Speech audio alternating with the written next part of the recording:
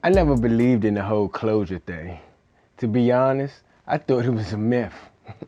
How can I give you closure? That would always be my response when given a request for the dreaded closure talk. Was it an excuse to avoid it? Maybe. Was it the blatant truth that most likely your motivation for the talk was from a need for validation, for vindication, or just plain old explanation? Something to make it go in line with how you think things should go, and most of the times that just don't happen. So instead of having an open, honest, healthy, non-judgmental talk, it becomes back and forth, arguing, bringing up shit, and opening up old wounds. It's no magical solution. One last talk, poof, closure. Not even if you think you won the breakup war, because you prove you happier. See, your obsession with winning or not being a loser actually gives them greater energy in your thoughts. It continues to pollute your mind, no matter who was actually wrong. Overthinking about the hurt and betrayal just gives the negative energy in your mind more power. So let's, for sake of argument, say the person you broke up with give you the perfect closing talk, all the answers to every question you ever had.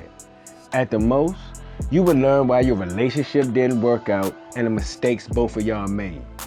You would get a hindsight perspective on how your relationship unfolded on top of valuable information to prepare you for future relationships. Let's be honest, would you feel 100% over it after this conversation? I bet for clarity you ever gained, the need for more closure would increase tremendously. More questions, more answers needed, and this would be from the perfect talk. See, closure can't be given by another. Closure only comes when you decide you have it. Plain and simple. Let's face it, reality is you can't always get all the answers. Especially from people who don't give them, who not keeping it 100, or who aren't even around anymore. It's just not realistic.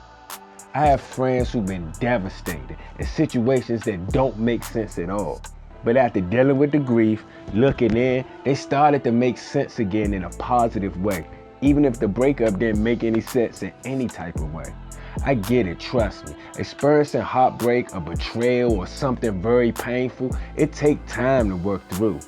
But acknowledging your feelings, processing what happened, that give you an opportunity for self-awareness in a positive way. Knowing yourself better help you make better decisions.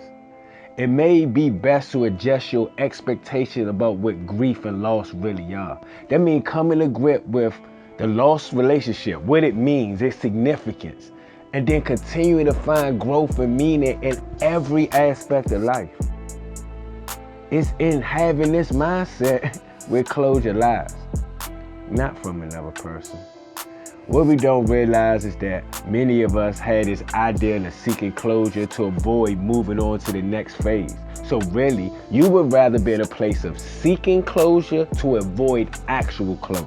Meaning actually moving forward, actually letting go, actually working through the groove and moving on using your experience and wisdom, because you actually have to take action and address any of your own issues too.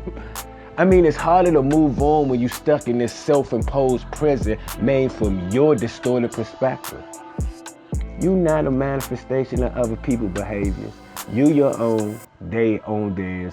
You have to believe this for the sake of your own emotional well-being. Closure may start with cutting all ties for a while. Take away the power from them. And then give it to yourself.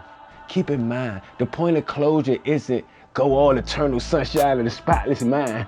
It's simply let go of any hurt, bitterness, and anger inside you. You're responsible for your feelings. Nobody can make you feel anything. When you feel any emotion, you get the choice to let the feeling take over or put a more positive one in place. Forgiving yourself sometimes is harder, but it's more important. Blaming others or ourselves for the drama, not knowing better, whatever, that keep you from being able to let go. It's only when you can forgive yourself that you can start to heal. And that's where you truly get self-inflicted closure. Because the only way to closure is to not hold yourself hostage to past hurts. The biggest lie we've been told is find someone that make you happy. Nah, happiness is something you create on your own. Find somebody that add to it. You either could be the creator of your life or a victim of circumstances. Choose wisely.